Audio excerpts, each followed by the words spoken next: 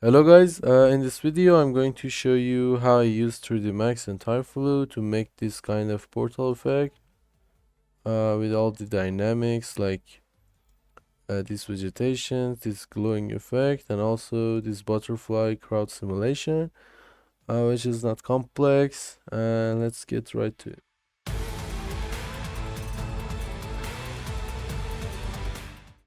This is the 3dsmax file which I used to work on it, and it has four main Tyflow setups. And I will start with the basic one, which is the main portal.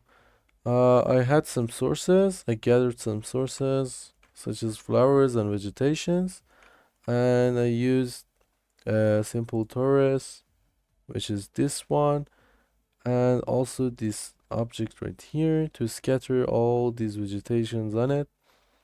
And if I show you the Typhoon setups, which is this one, you can see it might seem scary, but it's not, trust me. It's a simple scattering events with some bird and position object with different seed on each event. As you can see, I changed all the seeds to have more random looking effect. I added some rotation, and also I added the flowers as a shape operator on each event.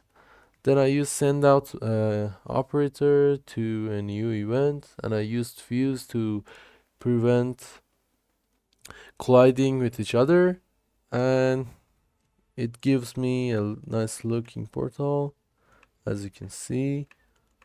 And for the next part, which is these glowing particles, which is this one, it's so simple. I just used the sphere and I deleted some edges and polygons to have something like this. Then I used this Typhoon setup, a simple position object with this sphere, added some force with noise and particle physics, and then a slow operator, which gives us this animation as you want to see.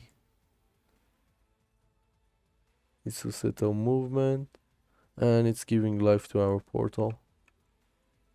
For the next part, this is a simple movement for these vegetations, some wind looking effect. What I did for this, I used typhoon vegetation, which is this one. I don't know if it's visible or not. No, it's not. So let's just turn it on again. As you can see, it's a typhoon setup. I scattered some particles on this torus right here and added some rotation. Then I exported them as an Alembic file. Then I imported again, which is this one. And I use another Typhoon on it, which is Typhoon Dynamics.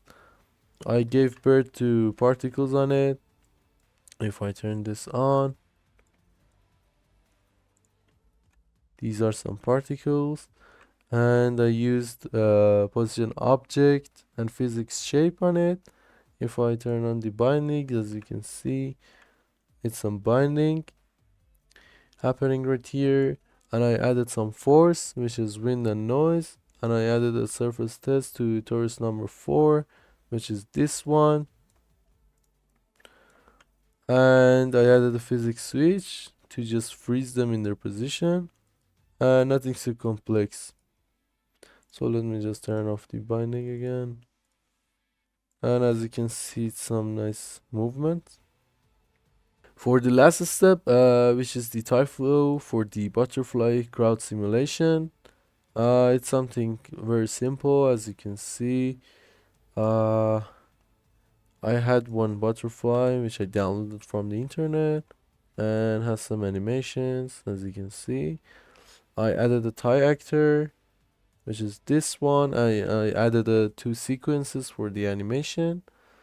And in my Typhoon setup, which is this one, I gave birth to 8 particles. Then I an actor operator. Then I move all the bones to another event.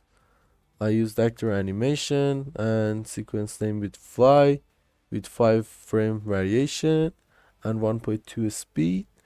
I added collision with all the other objects to have more interactions.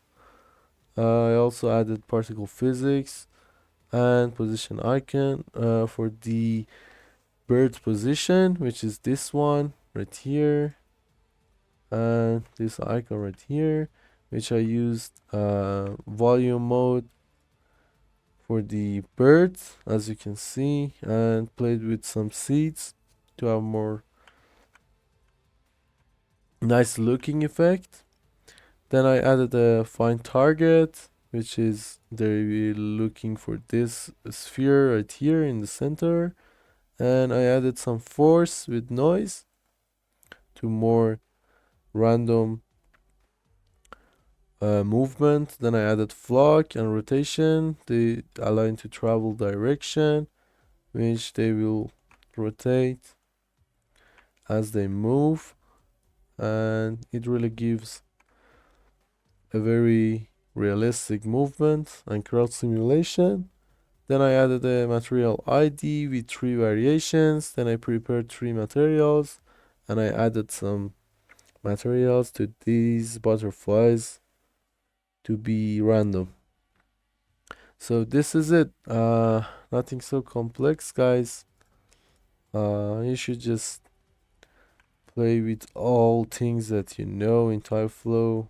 Sometimes it takes time,